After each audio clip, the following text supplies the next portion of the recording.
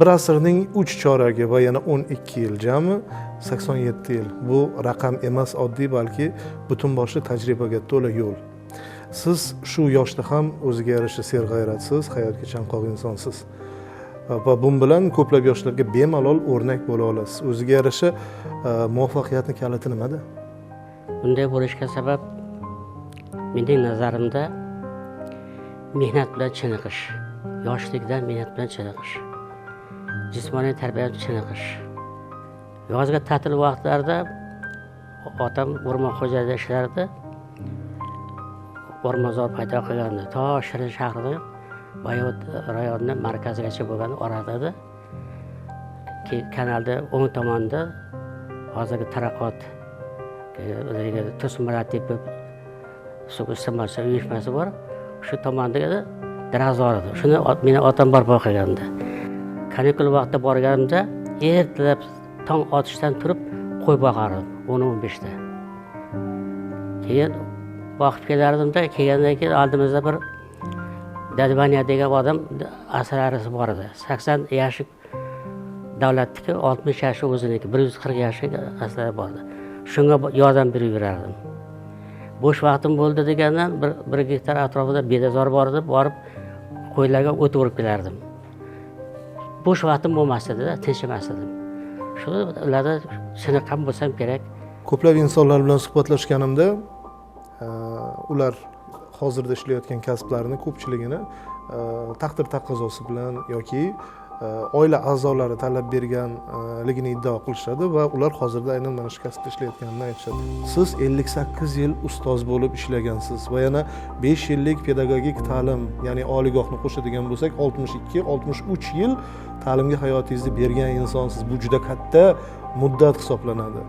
O'qituvchilik kasbini tanlashingizda kim sababchi bo'lgan? O'zingizmi yoki oilangizmi? Bu taqdir taqozosi bo'lsa kerak. Maktabda yaxshi o'qiganman, ona tilidan tashqari. Fizika, matematika sohasi bo'yicha menga teng keladigan yo'q edi. Nazorat ishlarida faqat men birinchi bo'lib ishlab chiqardim. Shu vaqtida boshlang'ich sinflarda yaxshi o'qiy olmaydigan bolalarga bizda biriktirib qo'ydi. Bolalar bilan ish olib bordik. Shu yaxshi natijaga erishgan bo'lsa kerak, keyinchalik o'qituvchiligi boshlang'ich sinf o'qituvchisi bir oyga ishga chiqib ketsa yoki bir oyga chaqirib qolsa, yig'ilishga borib qolsa, kirib meni chaqirib qo'yib ketardi. O'qituvchi undan dars o'tib yurardi. Bu birinchi menga turtki bo'lgan bo'lsa kerak. Ikkinchisi, oliygohda o'qiganimda 3-kursdagi vaqtimizda aktiv praktikaga chiqdik. Toshkentda Ko'kcha degan tomonda 41-maktabda praktikada bo'ldim. Ustozimiz bor edi, bizda oliygohda dars beradi, metodikadan Orifjon degan odam. U odam ulug'vatan urush qatnashchisi edi. Bir oyoqlari yo'q edi, qo'l tutayda yurardilar. O'sha maktabda 41-maktabda o'zlari dars berar ekan. Shu maktabga men ham tushib qoldim, bir 5-6 ta bo'z. Direktor yo'q ekan maktabda. O'quvchilar bo'yicha direktor o'rinbosari bizga darslar taqsimladi. Ertaga siz o'tasiz, indin kuni siz o'tasiz qilib. Direktor aytishiga kasal deb. Ertasi kuni shu kuni aytib qoldiki, ertaga chiqar ekan, yaxshi bo'libdi ekan deb qolishdi. Ertasi ertadan kelsam maktabga butun o'qituvchilar maktab hovlisida turibdi. O'quvchilar hammasi tartib bilan turibdi, o'qituvchilar o'zlari alohida turibdi, o'quvchilar albatta sinf rahbarlar turibdi. Shu vaqtida bir kishi kirib keldi. Bo'ylari taxminan shu 3-4 sm mendan yuqoriroq. Lekin yo'g'on kishi. Kelgandan butun maktab xor bo'lib, assalomu alaykum, xush kelibsiz ota deb buni qilishdi. Bolalar bilan salom alaykum, o'qituvchilar alaykum deb buni qildi. Men o'qituvchilarni shu odamni, maktab direktorini hurmat qilishini ko'rib havasim kelib ketdi. Men ham shunday odam bo'lamanmikan degan havas menda paydo bo'ldi. Keyin oliygohni bitirib keldik, ishga joylashdik. Mazabot rayonida bir Hamza degan Oq maktab degan maktab bor. Shu maktabga ham meni o'rindosh qilib olib ketishdi. 2 marta ishlab o'qituvchi yetishmaydi vaqtda. Shunda odamlar juda ko'p kelib meni darsimni ko'ra boshlashdi, o'qituvchilar, qo'shni maktablarda. Menga yaxshi ishlagan bo'lsam kerak, nomim tarqalgan bo'lsa kerak. Keyin meni birdaniga qo'shni maktabga, bir kichikroq maktabga direktordek tavsiya qilishdi. Yosh bolaman. Men aytdim, yo'q. Men o'qituvchiman, o'qituvchi o'qiganman, o'qituvchi bo'lishim kerak dedim. Bormadim. Oradan ko'p o'tmasdan viloyat malaka oshirish institutiga fizika kabineti mudirlikka chaqirishdi. Yana bormadim bu yoqqa. Men o'qituvchiman dedim. Qoyil. Keyin u vaqt Guliston rayoniga qaraydi, maktablar territoriyasi. Guliston rayonida Pirnazarov birlashgan aka degan odam hokim edi. Endi hozir tilda hokim deymiz endi. O'sha vaqt birinchi kotib edi.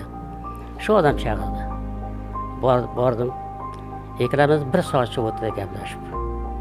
U odam aytdiki, menga siz haqingizda menga aytishdi. Men mana bu suhbatlashib guvoh bo'ldim. Sizda dedi, shu yerga ishga olamiz dedi, kelasiz dedi. Mana ikkita ish bor. Bittasi rayon komsomol komitetining birinchi kotibligi, ikkinchisi institutlik. Xohlaganingizni oling dedi. Men aytdim, yo'q dedim. Men o'qituvchi o'qiyman, o'qituvchi bo'laman. Menga amal kerak emas dedim. Ochiqi amaliga, mol dunyoga qiziqmadim men. O'qituvchimanmi, o'qituvchi bo'lishim kerak dedim. Mana shundan o'qituvchidan ilgari xalqqa tanildim. Mana hozirgi kunda bir necha yil bo'ldi masalan ishda o'tayotganimga. Lekin o'quvchilarim hanuz kelib turishadi, xabar olib turishadi. Men kasbimdan baraka topdim desam bo'ladi. Bir paytlar siz ham 20 yosh edingiz. Endi esa 20 yoshliklar bilan bir zamonda yashayapsiz. Sizningcha o'sha davrdagi yoshlar bilan hozirgi yoshlar orasidagi keskin farq nimada? Biz 20 yoshli davrimizda zaman hozirgidek chiroyli, yaxshi emas edi. Maktabga latta sumkani ko'tarib shu maktab bitirganmiz. Bitta palto bilan. Ota-onamizga shunaqa kiyim olib ber, men qachongacha kiyman buni demas edik.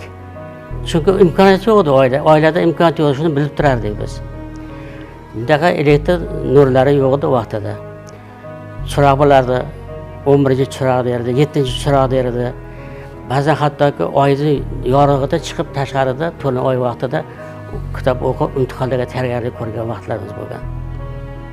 Ota-onamiz bizga aytardiki, o'qisang, katta odam bo'lasan, yaxshi bo'lasan, hurmatli odam bo'lasan, hamma hurmat qiladigan odam bo'lasan derdi. Biz o'sha gaplarni quloqimizga ilib olib harakat qilardik o'qishga. Shu o'qisak yaxshi bo'lar ekanmiz deb o'qiganmiz. 6-sinfdan boshlab shu rus tilidagi kitoblarni o'qib o'rganman. Ota-onam olib berardi kitobni, o'qirdim. Hozircha, hozirgi davrda boshqacha bo'lib qoldi. Oliygohlar o'sha vaqtda 30 ta bo'lgan bo'lsa, taxminan hozir 200 dan ortiq chet xorijiy mamlakatlar oliygohlari masalan kutib turibdi. Mana marhamat o'qing deyapti. Faqat o'qish kerak, harakat qilish kerak. Til o'rganish uchun mana kitoblar chiqarib qo'yibdi. Qadimgi vaqtida masalan kuchli mutafakkirlarimiz bo'lgan. Ularda o'sha vaqtda chet tilini o'rgatadigan maktab ham bo'lmagan, o'qituvchisi ham bo'lmagan, o'zlari mustaqil o'rganishgan. Lekin hozir mana kitoblar chiqarib qo'yilibdi, lug'atlar ular qilib qo'ygan, o'qituvchilar bor, mutaxassis o'qituvchilarimiz bor. Hozirgi zamon 20 yoshli bolalardan harakat kerak. Harakat qilsa ular mo'ljallagan, xohlagan niyatlariga yetadi. Shuning uchun hamma imkoniyat bor. Biz o'qigan davrda ota-onamiz bizni o'qishimizda qattiq nazorat olgandi. Maktabdan kelganimizdan so'rar edi. Nima o'rganding bugun? O'qituvchi yaxshi dars berdimi? derdi va o'qituvchilar bilan bog'lanib turadi. Biz haqimizni so'rashib turardi. Hozirgi davrda mana shu surishtirishlar kamayib qoldi. Shuni oqibati bo'lsa kerak, bolalarimiz turlariga, o'yinlariga, kompyuter o'yinlariga kirib ketyapti. Haliga psixoterapik moddalar iste'mol qilish hollari bo'lyapti. Narkotik moddalar iste'mol qilish hollari bo'lyapti. O'g'rilik qilyapti. Bular bizning biz uchun to'g'ri kelmaydigan og'ir kasalligimiz bu bizda. Shunday hollar yuz bersa ota-onalar nazoratni kuchaytirish kerak. Ota-onalarimiz qarangda, masalan 100 mingdan pullar sarf qilib, borib bir oy oshxonada o'tirib, yeb ichib dam olib kelishadi-da. Uyga kelgandan keyin o'g'li bitta narsani so'rasa, bor onangdan so'ra yoki o'qituvchidan so'ra deb o'shanga javob bermaydi. Yoki mening vaqtim yo'q, charchaganman deydi. Va soatlab televizor ko'rib o'tiradi. Lekin bolasini o'qishi bilan qiziqmaydi. Hatto bolasiga 100 minglab sarf qilgan odam 10 minglik kitobni olib bermaydi. Bolalarimiz kitob o'qimayapti. Kitob bu insonni ongini o'zgartiradigan, oshiradigan narsa. Kitobsiz men masalan tasavvur qilaman hayotda. Men hozirgi kunda ham bo'lmaganda bir 10 barobar 20 barobar kitob o'qiyman hozir ham. Mana shu narsalarni bolalarda ko'rmayapmiz. Buni hamma bolalarim shunday deb aytsak bu xato bo'ladi. Juda ko'p bolalarimiz masalan hali maktab bitirmasdanoq oliygohlarga kirishyapti. Butun kompyuterda qilib testlar javoblarini berib oliygohlarga kirib talaba bo'lishyapti. Chet mamlakatlarda juda ko'p o'qishyapti. Yoshlarimiz bular xalqaro musobaqalarda, olimpiadalarda, jahon chempionatlarida qatnashib, katta yutuqlarga erishyapti. Bulardan ko'z yumib bo'lmaydi. Nima deydi? Sholi bor joyda ko'rmagan bo'lar ekanda. Sholi bor joyda ko'rmagan bo'lar ekanda bitta ikkita. Lekin o'sha ko'rmaklarni yo'q qilishimiz kerak. Buning uchun hammamiz shu bolalar tarbiyasiga e'tiborni kuchaytirishimiz kerak. Bekorga bu savolni bermadim, negaki sizlar yashagan davrdagi 20 yoshli yoshlar bilan hozirgi zamon 20 yoshlilarni solishtirish imkoniyati sizda bor. Va buni eshitib to'g'risi tahlil qildim. Men ham 20 yoshli davrimni bir esladim. To'g'ri, unchalik hali ko'p bo'lmagan bo'lsa ham, lekin hozirgi davr bilan solishtiradigan bo'lsak, aynan hozirgi davrda imkoniyat juda ham ko'p.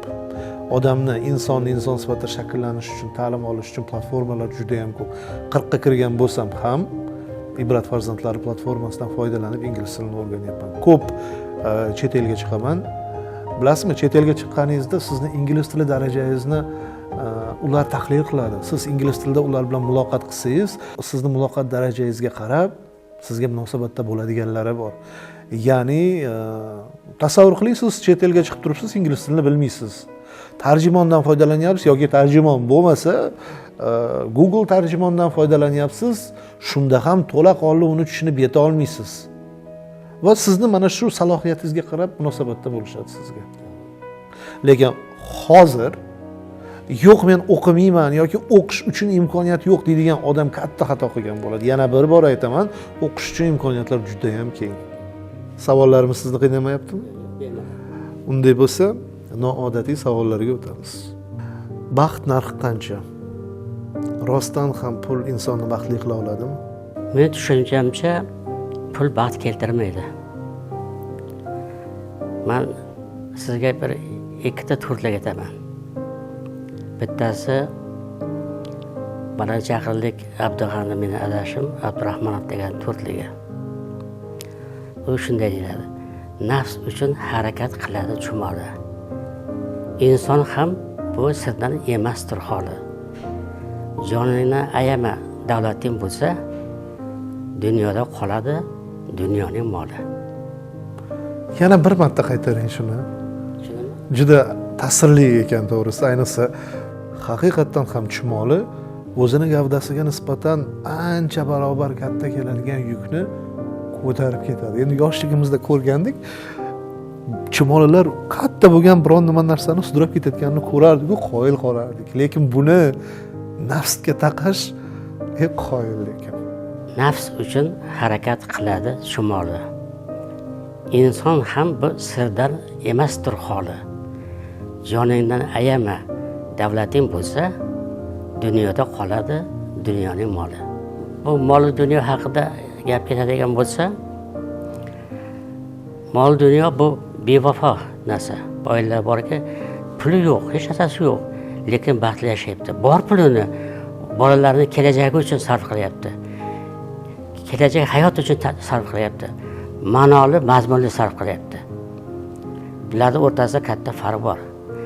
Puli bo'la turib g'am g'ussa bilan yashash qayoqda-yu, puli yo'qsiz bir chiroyli hayot qilish qayoqda. Buni farqi bo'lsa kerak albatta. Pulni o'rniga inson bir nima deymiz? Bir kelajakni o'ylaydigan, aql bilan ish qiladigan, farosatli inson bo'lish kerak. Shunday ish qilish kerakki, hayotda insonni faqat yaxshi nom bilan qolish kerak-da. Yaxshi nom bilan qoladigan ish qilish kerak. Mol dunyo mehnatsiz topilmaydi. Mehnat qilish kerak albatta. Lekin o'sha mehnat halol bo'lsa, uni odam rohatini ko'radi. Harom yo'l bilan topilgan pul qanday topilgan bo'lsa shunday ketadi. U odam bir hayotdan lazzatlanib yashamaydi. Halol mehnat bilan yashagan odam u hayotni nimaligini ma'nosi tushunadi. Buni aytgandek, mehnat qilgan odam daromad qiladi. Lekin daromaddan kibrlanib ketish kerak emas. Kibr havo odamni yaxshi tomonga yetaklamaydi. Sardoba tumanimizda bir Mirza Qaynar degan shoirimiz bor edi. Biz juda yaxshi munosabatda edik. O'z hurmatlari odam olamdan o'tdilar. Shular bir to'rtligi bor. Shu haqda. Insonning istagi baxt saodatdir. Saodat kaliti ilm va hikmatdir. 5 buyuk ibodat farz bo'lmish, ammo eng ulug' ibodat halol mehnatdir degan. Halol mehnatdan topilgan daromad boshqa-yu, harom yo'l bilan topilgan dunyo boshqa. Biri vafo qiladi, biri vafo qilmaydi. Kichkinaligimizda ko'p eshitardik, kattalarni hurmat qil, kattalar seni izzat qilishadi deyishardi. Hozir esa kattalarga hurmat, kichiklarga izzat chekinyapti deb eshityapmiz. Buni asosiy sababi nimada? Zamon o'zgardimi yoki insonlar o'zgaryaptimi yoki insonlar zamonni o'zgartirishyaptimi? Zamon o'z joyida. Odamlar o'zgaryapti. Avvalgi odamlar bilan hozirgi odamlarni boyda aytgan bo'lsak, farq katta juda. Hamma narsa oilada boshlanadi. Bola tarbiyani oilada oladi. Oila qanday tarbiyalasa, bola shunday shakllanadi. Aytadilar-ku, qush uyasida ko'rgani qiladi deb. Oilada ota-ona bola oldida o'zi tarbiyali bo'lsa, bola ham shunga o'xshab tarbiyalanadi. Oila yaxshi bo'lsa, bolasi ham yaxshi bo'ladi. Aytadilar-ku, yaxshidan yomon bo'ldi deb kuyinma, bir kun tortadi nasliga. Yomondan yaxshi bo'ldi deb suyunma, u ham bir kun tortadi nasliga dedi. Nasliga tortadi. Nasl bu ota-ona. Demak, ota-ona yaxshi bo'lishi kerak. Farzandiga o'rnak. O'zi tarbiyali bo'lish kerak. O'zi tarbiyali bo'lish kerak. Hayot bir marta beriladi, mazza qilib yashab qol degan iborani siz ham eshitgansiz, to'g'rimi? Har kim bu narsani o'zicha tushunadi. Kimdir mazza qilib sayohat qiladi, kimdir do'stlar bilan vaqt o'tkazadi, kimdir choyxonada, kimdir oilasi davrida, kimdir yana ta'lim oladi. Har kim har xil. Sizni fikringizcha boricha yashab qolish bu nimalardan iborat? Hayot bir marta beriladi. Undan yashab qolishim kerak, foydalanib qolishim kerak deb o'ylagan odamlar katta xato qiladi. Hayot bir marta beriladi. Dunyoda hamma narsa qaytariladi. Takrorlanadi. Masalan, oqmagan ariqdan suv oqadi, bir vaqt oqqan bo'lsa. Bir yerda masalan imoratlar buzilib ketgan bo'lsa, yana o'rniga imoratlar bo'ladi.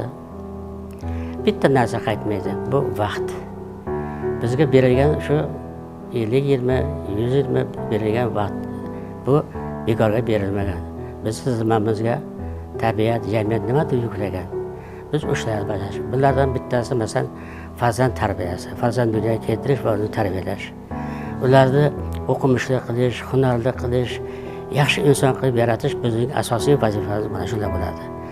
Biz o'zimizni o'rnimizga haqiqiy munosib o'rinbosar qoldirishimiz kerak.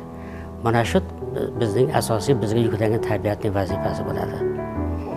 orqaga bunday qarasak, o'sha vaqtida biz ko'nglimiz to'q bo'lishi kerak. Ha, men o'z o'rnimga munosib farzand qoldiribman ekan deydigan bo'lishimiz kerakda. Vaqt kelganda orqaga qaraganimizda yaxshi ishlar ishlayotgan bo'lsa, yaxshi lavozimlarda bo'lsa, el xalq o'rtasida hurmatli inson bo'lsa, demak biz bekorga yashamabmiz. Biz yuklangan vazifani bajaribman ekan degan bir xulosaga keladigan bo'lishimiz kerak. Podkastimga tashrif buyurgan har bir qahramonga shu savolni beraman. Negaki men bilgan tanishlarim, birodarlarim, do'stlarimning orasida qalbida afsusi bor insonlar yetarlicha. Mana sizga ham shu savolni beraman. Demak, inson o'z afsusidan ibrat olmasa, vaqt kelib yana shu xatoga qaytadi deyshadi. Sizni afsusingiz bormi? Agar bo'lsa, nimadan iborat? Va afsusingizdan ibrat olganmisiz? Men sizdan shu savolni berishini kutgandim. Hamma savollaringiz ham juda ajoyib savollar. Lekin bu ular ichida eng ajoyibi bo'ldi. Balki aytsam ishonmassiz. Men afsuslanganim yo'q hech hayotimda. Chunki to'g'ri kasb tanladim. Agar menga hayot qayta berilsa, men yana shu kasb tanlagan bo'lardim. Shu kasbdan men baraka topdim. Shu kasb orqali meni el xalq tanidi. Shu kasb orqali meni odamlar hurmat qila boshladi. Qanaqa armonim bo'lishi mumkin meni endi. Shu kasb tufayli farzandlarimni yaxshi tarbiya qildim. Farzandlarimni rohatini ko'ryapman, mana hurmatini ko'ryapman. Shu kasb orqali el xalq tanidi. Paloncha uyi qayerda desa, paloncha qayerda desa aytib berishadi, ko'rsatishadi hamma mahalladagilar. Boshqa menga nima kerak? Mening baxtim mana shu to'g'ri kasb tanlaganim, ota-onamning bergan to'g'ri tarbiyasi. Minglab kitob o'qiganmisiz? Minglab deb aytolmayman-ku, lekin behisob o'qiganman. Behisob. Demak, mingdan ko'p. Sanog'ini bilmayman qancha. Sanog'ini bilmaysiz, yaxshi. To'g'risini ayting, hozir shu yoshingizda sizga taklif bo'lsa, maktabga borib o'qituvchilik qilish. Qilaman. Ishlay olasizmi? Qo'ng'irog'ining ovozini eshitsam, yuragim o'ynab ketadi. Maktabda darsim bor edi, o'rindoshim bilan o'tardim. Darsim bor kuni yig'ilish bo'lsa, yig'ilishga kirmasdan ketib borardim. Boshqarma boshlig'im bilar edi. Bugun darsi bor ekan derdi. Minglab sarlavhalarni varaqladingiz, o'qidingiz. Endi keling, o'zingiz muallifligingiz ostida chop etilgan kitoblarni bilan obunachilarimizni tanishtiramiz. Kitoblari ko'p. Lekin o'qituvchilarning fidoi mehnatlarini yoritadigan kitoblari kam. O'qituvchi haqida. Menda shu o'qituvchilarni fidoilik bilan ishlayotgan o'qituvchilarni xalqqa tanishtirish, kelajak avlodga yetkazish bir fikri paydo bo'ldi. Buni yonimdagi sheriklarimga aytdim va sheriklar bilan birgalikda mana Tabarruk va Aziz siymolar degan mana shu kitobni yaratdik. Bular ichida faqat ishlab olamdan o'tib ketganlarni yozganmiz. Keyin yana fikr paydo bo'ldi. Endi o'qituvchilar juda ko'plar o'tib ketgan, fidoi bilan ishlaganlar sanoqsiz. Ularni kichkina mijozlardan bitta kitob sig'dirib bo'lmaydi hammasini. Shu Sirdaryo ta'limini haqida bir narsa yozish fikri paydo bo'ldi-da, keyin bitta o'zim faqat o'zim oligimda yozdim. Mana shu bitta men rasmim bu yerda mana Sirdaryo xalq ta'limi fidoilari dedi. Bu yerda har bitta tuman shaharga qisqagina xaritasga berildi. Qachondan beri qanaqa bo'lgan ish nomlari boshqa izlanishlar qildim juda ko'p. Keyin yana o'tgan o'qituvchilarni yozdik va hozirgi kunda fidoilik bilan ishlayotgan o'qituvchilarni ido qildik. Ayrim joylarga borib taqdimoti bo'ldi. Taqdimot vaqtida o'sha o'tib ketgan lekin kitobga kirgan o'qituvchilarning farzandlari, yaqinlari ishtirok etishdi. Ular yig'lab minnatdorchilik bildirishdi. Ochig'i kitobni yozish vaqtida shular o'zimni tushimga ham kirib chiqdi. Demak, ularning ruhlari shod bo'lgan bo'lsa kerak-da. Mana bu ustingizdagi kiyim eskiradi, tashlab yuborasiz. Yegan ovqatingiz hazm bo'lib ketadi, lekin kitob qoladi. Kelajak vaqtida masalan, mana otam, mana bobom, mana buvim shunaqa insonlar bo'lgan ekan, hurmatli insonlar bo'lgan ekan. Demak, xalqqa, yurtiga fidoyina bo'lib xizmat qilgan ekan. Shuning uchun men kitobga qolib bir umr qoldi degan tushuncha bor. Axir biz mana buyuklarimiz Abu Ali ibn Sino bormi, Biruniy bormi, Farabiy bormi, Andijoniy bormi, Al-Farg'oniy bormi, bularni qanday bilamiz? Kitob orqali bilamiz. Kitob demak kelajak bilan o'tmishni bog'laydigan narsa-da. Bularda asosida demak inson yotibdi. Insonni ulug'lashimiz kerak. Men shu fidoyilikda ishlagan o'qituvchilarimizni kitobga kiritib, shu odamlarga tanitishni asosiy maqsad qilib qo'ydim. Ularning nomini abadiylashtirishni maqsad qilib qo'ydim. Asosiy narsa mana shu. Kitobni boshlagandan to yozganimcha 10 ta o'qituvchi hayotdan ko'z yumdi. Ularni bir 10 ga yaqin o'qituvchi bo'ldi. Bu yoqqa yozgandim, olib keyin bu yoqqa yozdim-da, qayta o'tkazdim. Ochig'i juda og'ir bo'ldi. Shu pandemiya vaqtida yo'llar berkitilgan. Ertadan chiqaman-da, ishxonaga boraman-da, kechgacha kompyuterda ishlayman. Abidga chiqmagan ham. Kechqurun bo'lib yo'llar ochilgandan keyin uyga qaytdim. Mana shunday qilib ishlab kitobni yaratdik. Endi bu kitoblar hozir hamma maktablarda bor. Hamma haligi kitob kirganlarning oilalariga berildi. Undan tashqari vazirlikka berildi, hokimiyatga berildi. Ko'p joyda tarqatildi. Mana universitetdagi qatag'onlar muzeyi bor. O'sha muzeyga kelib olib ketishdi, nima qilishdi. Endi qarshi bo'lmasangiz, sizga ham bittasini men sovg'a qilaman.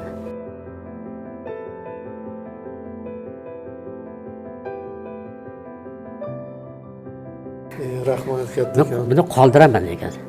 Yo'q desangiz ham qoldiraman degan. Yo'q, sovg'a kimga yoqmaydi. Oilaviy kutubxonam bor. Uy kutubxonam. Qayerga borsam kitob xarid qilaman. Birlashgan Arab Amirliklarida bo'lganimda, bilasizmi, internet va kitobni biroz solishtirib o'tib ketish. Shu yerda ko'plab dunyo davlatlarida bo'lganman. O'tgan yili yoz faslida Birlashgan Arab Amirliklari, ya'ni Dubay shahrida bo'lganimda, Dubay Mallda juda ham katta, juda ham mega katta kitob do'koniga kirdim. Bilasizmi, dunyo adabiyotlari jam bo'lgan. Dunyo adabiyotlari va u yerdagi navbatni ko'rib juda ham xursand bo'lib ketdim. Hattoki ostanovkalarda tekin Wi-Fi ishlaydigan shaharda internet tezligi juda ham yuqori bo'lgan davlatda kitobga bo'lgan navbat, kitobga bo'lgan mehrni ko'rib juda ham xursand bo'lib ketdim. Kecha ham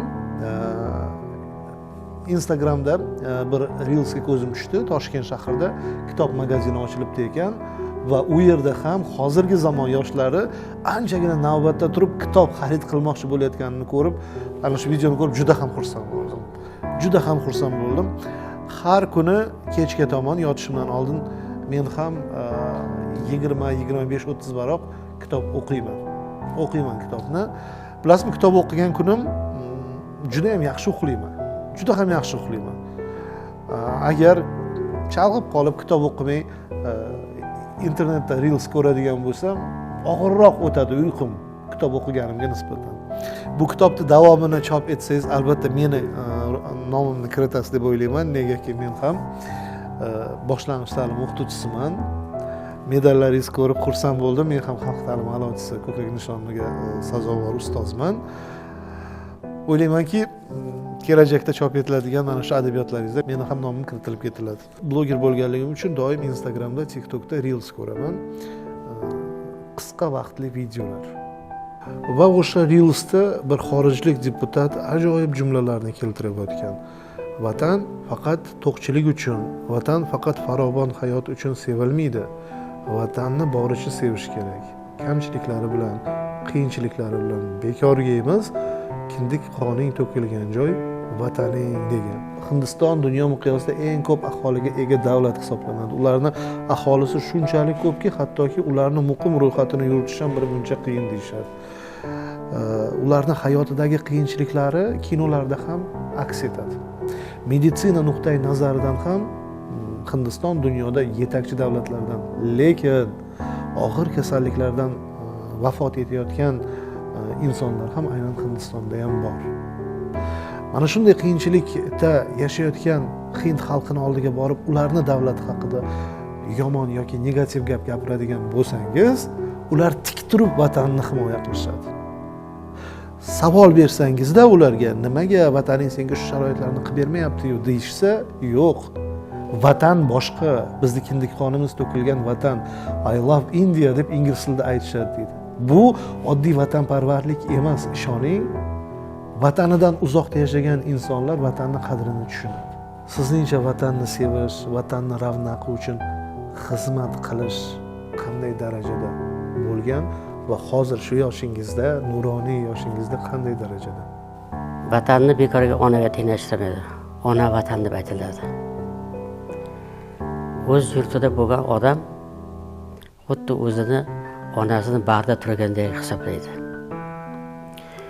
Vatanning qadr qiymati vatandan chekkaga chiqqanda bilinadi. Bekorga aytmagan.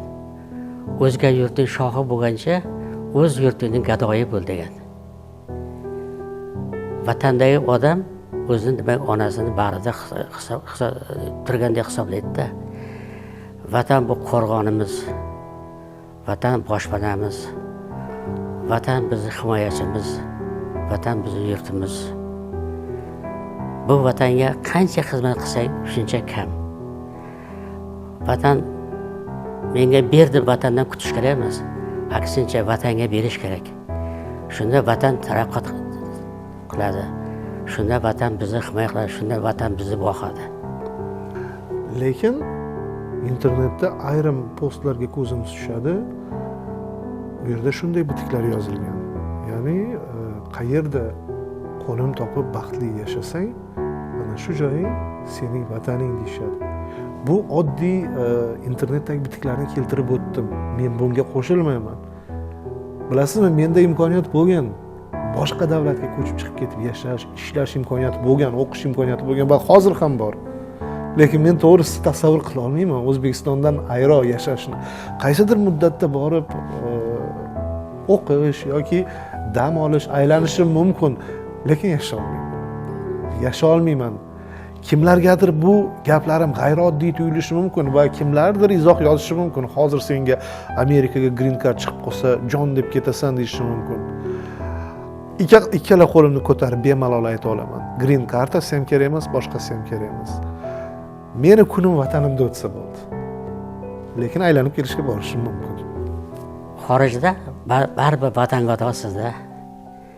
Madaniy vatangadoyam bo'lishi mumkin. Vatangadosida baribir vatanni odam qo'msaydi, vataniga qaytadi.